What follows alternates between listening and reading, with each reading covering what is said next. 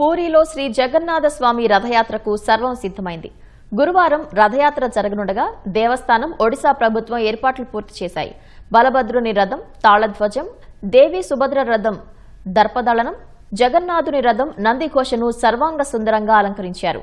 పూరి శంకరాచార్య స్వామి నిశ్చలానంద సరస్వతి సందర్శన, గజపతి మహారాజు రథాన్ని ఊడ్చే సాంప్రదాయ కార్యక్రమాలు ముగిసిన తర్వాత గురువారం సాయంత్రం 4 గంటలకు రథయాత్ర ప్రారంభం కానుంది.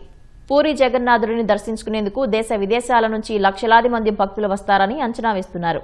ఇప్పటికే పూరీ నగరంలో భక్తుల రద్దీ పెరిగింది. భద్రత కోసం ఒడిశా పోలీసులతో పాటు కేంద్ర సాయుధ బలగాలను మోహరించారు. పూరీ తీరంలో 500 మంది లైఫ్ గార్డులను ఏర్పాటు చేశారు. ఎన్ఎస్జీ, ఆర్ఐఎఫ్, సిఆర్పీఎఫ్, బీఎస్ఎఫ్ కు చెందిన 1500 మంది సిబ్బందితో కలిపి 13,000 మంది పోలీసు సిబ్బందిని మోహరించారు. తొక్కిసలాంటి పరిస్థితులను నివారించడానికి ప్రత్యేక భద్రతా ఏర్పాట్లు చేసినట్లు అధికారులు తెలిపారు. భక్తులు దర్శనానికి ఇబ్బంది లేకుండా ప్రత్యేక ఏర్పాట్లు చేశారు. పూరీలో భారీ వర్షాలు కురుస్తాయని వాతావరణ విభాగం హెచ్చరించడంతో యాత్ర జరిగే ప్రధాన రహదారిలో వర్షపు నీటిని బయటకు పంపడానికి ప్రత్యేక ఏర్పాట్లు చేస్తున్నారు.